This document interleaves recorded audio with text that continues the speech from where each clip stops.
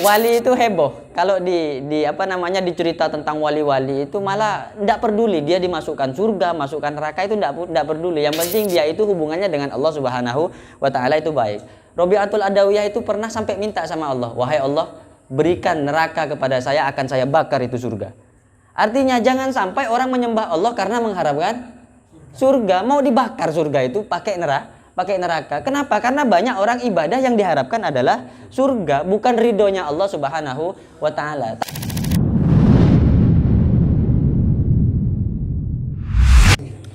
Wal maqalatul khamisata asyarata, adapun makalah yang ke-15, sekarang sudah sampai kepada makalah yang ke-15. Ruwiya anna rajulan min bani Israilah, diriwayatkan apa sesungguhnya seorang laki-laki min bani Israilah dari kalangan Bani Israel, kalangan Bani Israel. Bani Israel ini kalau kita merujuk kepada sejarah, Israel itu sendiri adalah nama atau lakop julukan bagi seorang nabi. Nabi siapa kira-kira yang disebut dengan Israel? Yakni Nabi Yakub. Nabi Yakub ini julukannya adalah Israel. Yakub ini punya ayah yang bernama Ishak. Ishak punya ayah yang bernama Ibrahim alaihi salatu wassalam. Jadi Nabi Ibrahim ini punya istri dua. Yang masyhur di sejarah itu istrinya dua. Yang pertama adalah Siti Saroh, yang kedua adalah Siti Hajar. Dari Siti Saroh ini yang keturunannya semua disebut min Bani Israel. Keturunannya semua disebut Bani Israel. Jadi Bani Israel ini namanya siapa? Namanya Yakub ini. Jadi Ibrahim punya anak namanya Ishak, Nabi Ishak. Ishak punya anak namanya Yakub. Yakub ini disebut dengan Israel. Yakub ini punya anak kurang lebih isna asyara. Ada 12 yang masyhur di dalam sejarah itu, dan diceritakan di dalam Al-Qur'an itu asyara kaukaban wasyamsa wal qamara ra'aituhum lisajidin. Ini kan ceritanya Nabi Yakub dan Nabi Yusuf. Sehingga dua anaknya di antara anak-anak Nabi Yakub ini, salah satunya dari 12 tadi ada yang diangkat oleh Allah Subhanahu wa taala menjadi nabi, yaitu Nabi Yusuf. Nah, dari kalangan Siti Saroh tadi, Siti Hajar tadi, turunlah Nabi Ismail dan turun Nabi Muhammad SAW. Nah, di sini ada ketidaksepahaman. Apa yang membuat mereka tidak sepaham walaupun satu darah? Karena memang dari awal antara Siti Saroh dengan Siti Hajar ini tidak pernah tidak akur, karena istri dipoligami atau dimadu, tidak akur. Nah, sehingga ini mengefek kepada keturunannya, dan dibahasakan dalam Al-Qur'an, walan tardu ankal yahudu walan nasara hatta tattabi'a millatahum. Jadi orang Yahudi, orang Nasrani min Bani Israel itu sudah memang dari akar-akarnya sana sudah memang sejarahnya dimulai dari orang tua, sehingga memang wajar ketika mereka tidak pernah ridho kepada agamanya Nabi Muhammad SAW. Kalau dibahasakan, Muhammad ini kan dari keturunan saya juga, dan bapak saya nabi-nabi semua, sementara Nabi Muhammad terputus sampai kepada Nabi Ismail, kemudian Nabi Ibrahim, sementara Bani Israel ini nyambung semua, dari kalangan nabinya nyambung semua. Jadi bahasanya angge gitulah, atau bahasanya untuk jumawa. Ini disebut dengan Bani Israel. Ada seorang laki-laki dari kalangan Bani Israel, jamaah samani natabutan, telah mengumpulkan siapa laki-laki tadi samani natabutan kepada 80 peti minal ilmi, berupa ilmu pengetahuan. Walhalu annahu lam yantafi bi ilmihi, sementara keadaannya tadi dia tidak pernah bermanfaat siapa rajul bi ilmihi, dengan ilmunya. Ada orang laki-laki dari kalangan Bani Israel yang mengumpulkan 80 peti, yang peti di dalamnya itu ada berbagai macam ilmu. Katakanlah dia mengkoleksi kitab-kitab. Tapi ilmu yang dia peroleh selama dia menuntut ilmu ini tidak ada manfaatnya. Lam yantafi bi ilmihi, sama sekali ilmunya tidak ada manfaatnya. Fa'auhallahu ta'ala ila nabihim alaihi salam, kemudian Allah Subhanahu wa taala memberikan wahyu kepada nabinya orang-orang Bani Israel alaihi salatu wassalam. Adapun an tafsiriyatun ialah huruf tafsir, wal halu annahu, annya itu adalah an tafsiriyah. Kul, katakanlah olehmu, lihadzal jami'i litilkal kutub, bagi orang yang suka numpuk-numpuk buku, bagi orang yang suka menumpuk kitab, yang banyak kitabnya, ayo teh. Alhamdulillah mun Kak Tuan Marsaid tandi sekali, jadi tak perlu dianukan, tidak perlu dikatakan begitu. Bagi yang banyak kitabnya ini susah ini. Katakan bagi orang yang senang mengumpulkan buku itu, lau jama'ta katsiran minal ilmi lam yanfa'ka illa an ta'mala bi salasati asya. Andaikan kamu mengumpulkan banyak ilmu pengetahuan, lam yanfa'ka, yang tidak akan pernah manfaat ilmu itu kepadamu, illa an ta'mala bi salasati asya, kecuali ada 3 hal, ada 3 perkara yang mesti kalian kerjakan. Yang pertama adalah la tuhibbud dunya. Jangan sekali-kali kalian mencintai dunia. Jadi ciri-ciri orang ilmu na manfaat. Untuk kesampaian yang sokarat manfaat kira-kira nih, bukan benih sebelum gue lagi. Neka tebuna kitab nasoihul libat. Kira-kira setong saya pertama. La tuhibbud dunya. Tak pati senang ke dunia. Tidak. Mungkin lebur ke dunia kira-kira kemanfaatan ke orang. Artinya kemorokan ke orang, beri manfaat ke orang lain dari bidang ilmu ke orang. Apapun lah senang ke dunia. Yang dibesar-besarkan adalah dunia. Kecuali dunianya dibawa ke pesantren atau disumbangkan ke pesantren atau parengaki ke tengkula ke bayi pontuk, insyaallah manfaat. Amin. Moga-moga saya Pak Haji kasa merengnya. Bade Pak Haji kan tuh bulan hadir ya. Ayatnya apa? La tuhibbud dunya ay mata'aha wa zukhrufaha. Jangan sekali-kali kalian mencintai dunia, mata'aha wa zukhrufaha. Perhiasan-perhiasan dunia wa zukhrufaha dan gemerlap-gemerlap dunia. Sehingga orang yang punya ilmu ketika dia senang sama dunia, mencintai dunia, berarti orang tersebut dianggap orang yang jauh dari hidayah. Orang yang jauh dari hidayahnya Allah Subhanahu wa taala. Apa? Karena Imam Ghazali teman atabu dan yang dalam kitab Bidayatul Hidayah, manisdada ilman lam yasdad hudan wa lam yasdad minallah illa bu'dan. Bo apal seteja teretan. Kengkarom bo tak tahu kata apa. Manisdada ilman, orang yang ngaji melolo. Nyari ilmu sampai jauh, sampai depan ke Mekah, tapi manis dada ilmunya tambah banyak, walam yasdad hudan, tapi tidak pernah bertambah hidayahnya kepada Allah. Saya beda kok nakoe orang, saya beda nipu orang, saya beda enteng ka Gusti Allah Subhanahu wa taala.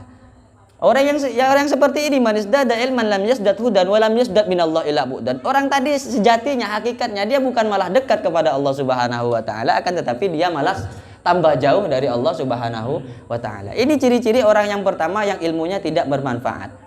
Oleh karena itu dikatakan di sini falaisat bidaril mu'minina, maka tidak ada dunia itu adalah rumahnya orang-orang mukmin. Dunia ini bukan rumahnya orang-orang mukmin, sehingga banyak orang yang membangga-banggakan terhadap harta dan kadang-kali banyak orang yang membanggakan terhadap keturunan, padahal diketahui di sini gemerlap dunia. Bahkan nasab sekalipun bukan jaminan orang tersebut termasuk ilmunya bermanfaat. Banyak orang membanggakan kullama yatafakharuna an-nasu bil ilmi wan bil mali wan nasab. Banyak orang yang senantiasa membangga-banggakan dengan kekayaannya, harta kekayaannya dan juga dengan nasab keturunannya. Saya keturunan ini, saya keturunan ini, saya keturunan Angling Dharma, saya keturunan Prabu Siliwangi gitu. Terlalu bangga, dia lupa dengan apa? Kalau kita orang pesantren tidak perlu urusan nasab dan seterusnya, terserahlah. Yang penting hubungan kita kepada Allah Subhanahu wa taala itu baik. Kita katakan kul innama yatafakharuna an-nasu bil ilmi wal adab. Kita harus bahagia, kita harus bangga dengan banyak tata krama dan juga banyaknya ilmu. Nah, sehingga satu saat Imam Ghazali itu di dalam kitab-kitab senang meriwayatkan hadis-hadis Nabi yang menjadi doa. Mungkin biasa di doa tangki dibaca doa-doanya itu Allahumma inni a'udzubika min ilmi la yanfa wa qalbin la yahsha wa amalin la yarfa wa du'ain la yusma. Alhamdulillah Kak Tuhan apa longgul luar biasa nih. Cocok Dewan Suri beliau. Kalau tak apa turunkan lagi sedikit. Luar biasa. Ini doa yang warid dari Nabi Muhammad sallallahu alaihi wasallam dan doa ini digembar-gemborkan oleh Imamuna Al-Ghazali.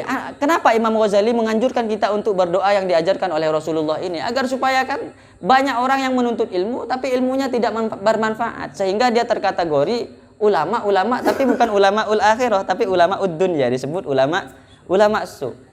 Sehingga Imam Ghazali mewanti-wanti, dia mengatakan asyaddun nasi azaban yaumal qiyamati alimun lam yanfa'hu bi ilmi. Paling luar biasanya nanti di hari kiamat, apanya yang sangat luar biasa? Siksaan dari Allah Subhanahu wa taala adalah alimun lam yanfa'hu bi ilmi. Orang se montuk andi ilmu, mondo ada di pesantren sekian tahun banyak ilmunya, lam yanfa'hu bi ilmi. Ilmunya tidak ada manfaatnya sama sekali. ini ditegaskan oleh Imamuna Al-Ghazali dan juga ini ditekankan oleh pengarang kitab Nazm Zubat. Oleh Ibnu Ruslan dikatakan mu'adzabun min qabli ubadil wasan itu. Mu'adzabun min qabli ubadil wasan wa alimun bi ilmihi la ya'malan mu'adzabun min qabli ubadil wasan. Orang-orang yang berilmu tapi ilmunya tidak manfaat, tidak diamalkan. Bu bahasanya Kak Tuan mungkin al ilmu bila amalin kasyajari bila samarin itu. Wa alimun bi ilmihi la ya'malan mu'adzabun min qabli ubadil wasan. Kelak di akhirat dia akan disiksa pertama kali sebelum orang-orang yang menyembah berhala. Angu ate tiring bugeng tangki. Bagusan jadi orang bodoh ya. Kenapa? Karena jadi orang alim berat siksanya. Diancam oleh Allah Subhanahu wa taala. Tapi sebaliknya wa kullu man bi ghairi ilmin ya'malu a'maluhu mardudatun la tuqbalu. Orang yang tidak punya ilmu, dia melakukan amal soleh, yang amal solehnya tidak sesuai dengan tuntunan syariat, a'maluhu mardudatun la tuqbalu. Amalnya sama sekali tidak diterima oleh Allah Subhanahu wa taala. Nah, ini peringatan buat kita yang memang notabene-nya kita alumni pesantren, sedikit banyak kita punya pengetahuan yang mudah-mudahan ilmu itu bermanfaat untuk orang banyak, syukur-syukur untuk kita dan untuk orang-orang sekitar kita. Ai artinya li annaha karena sesungguhnya dunia laisat darujus indil mukminin. Ialah tidak ada apa dunia itu adalah rumah bagi orang-orang mukmin. Orang mukmin di mana rumahnya? Fa inna darasawabihim al jannah. Karena sesungguhnya rumah orang-orang mukmin adalah surga. Kemudian yang kedua, ciri-ciri orang yang tidak bermanfaat ilmunya dikatakan wala tusahibis syaiton. Jangan berteman terhadap setan. Orang kalau suka berteman terhadap setan maka dikategorikan ilmunya tidak manfaat. Yang dimaksud berteman dengan setan seperti apa? Bi antuti amrohu bi mukhalafati amrillahi wa rasulih. Dengan gambaran orang yang taat dengan perintahnya setan menentang perintah Allah Subhanahu wa taala. Artinya ilmu pengetahuannya digunakan untuk sesuatu yang menentang atau melanggar syariat Allah Subhanahu wa taala. Berarti ilmunya ini ilmu yang berteman dengan setan. Allah mengatakan dalam Al-Qur'an wala tattabi khutuwatis syaiton. Jangan kita mengikuti jejak langkah setan. Kalau mau ikuti jejak langkah ketua Ikhlas saja enggak apa-apa. Falaisa birofiqil mu'minina ai li anna syaitana laisa rafiqan lahum, karena sesungguhnya tidak ada mengikuti taat kepada perintah setan itu birofiqil mu'minin, ialah temannya orang-orang mukmin. Li anna syaitana laisa rafiqan lahum, tidak pantas setan itu berteman dengan orang-orang mukmin. Wala tu'zu ahadan min ibadillah. Yang ketiga ciri-cirinya adalah punya ilmu. Tapi larangannya bagaimana? Wala tu'dzu ahadan min ibadillah. Jangan sekali-kali ketika kita punya ilmu, ilmunya kita untuk mencaci orang. Ilmunya kita untuk melaknat orang, ilmunya kita untuk menakut-nakuti orang. Ada kisah. Ada kisah seperti ini. Di kitab yang namanya kitab Qaumi Ut-Tughyan itu diceritakan bahwa kelak di hadapan Allah Subhanahu wa taala ada orang alim yang dimasukkan neraka oleh Allah Subhanahu wa taala. Bukan karena ilmunya tidak manfaat. Bukan karena ilmunya tidak dimanfaatkan, tidak. Karena dia suka mencela orang, karena dia suka mencaci orang, karena dia suka nakut-nakutin orang, memberi putus asa kepada orang lain. Sehingga katanya Allah, la taqnatu min rahmatillah. Jangan suka membuat putus asa orang lain itu dari rahmat Allah Subhanahu wa taala. Kemudian dia masuk neraka. Ketika masuk neraka ini komplain sama Allah. Ya Allah, saya ini kan pinter. Saya ini ibadah sama Engkau. Saya punya ilmu. Kenapa mesti saya dimasukkan ke dalam neraka? Jawaban Allah gampang. Kamu dulu ketika dunia senantiasa membuat hamba-hamba saya putus asa dari rahmatku. Sekarang saya akan buat kamu putus asa dari rahmatku itu. Maka ini ancaman bagi orang-orang yang berilmu. Jangan suka nakut-nakutin orang. Saya dari tadi tidak nakutin ya. Nanti sampai nakut-nakutin dan enggak, saya tidak nakut-nakutin. Kayak ngongguan itu. Falaisa bihirfatil mu'minin ai li annal iza alaisat sun'atuhum, karena sesungguhnya menyakiti itu adalah bukan perbuatan orang-orang mukmin. Sedikit lagi ya. Wal maqalatus sadisata asyarata, adapun maqalah yang ke-16 an Abi Sulaiman Ad-Darani, dari Abu Sulaiman Ad-Darani, an Abdurrahman bin Atiyah radhiyallahu taala anhu, dari Abdurrahman bin Atiyah radhiyallahu taala anhu, annahu qala, sesungguhnya Abu Sulaiman Ad-Darani berkata fil munajati, ketika dia munajat ma'allahi ta'ala, bersama Allah Subhanahu wa ta'ala. Munajat ini artinya berdoa kepada Allah. Apa doanya Sulaiman Ad-Darani? Ilahi, wahai Tuhanku, la in tolabtani bizammi, andaikan engkau menyiksaku, andaikan engkau menuntutku dengan menyiksaku, la atlubannaka bi'afik, maka aku akan menuntut kamu untuk mengampuni aku. Bengal ternyata. Sampai mun seksa bi Allah nuntut kia ke Allah.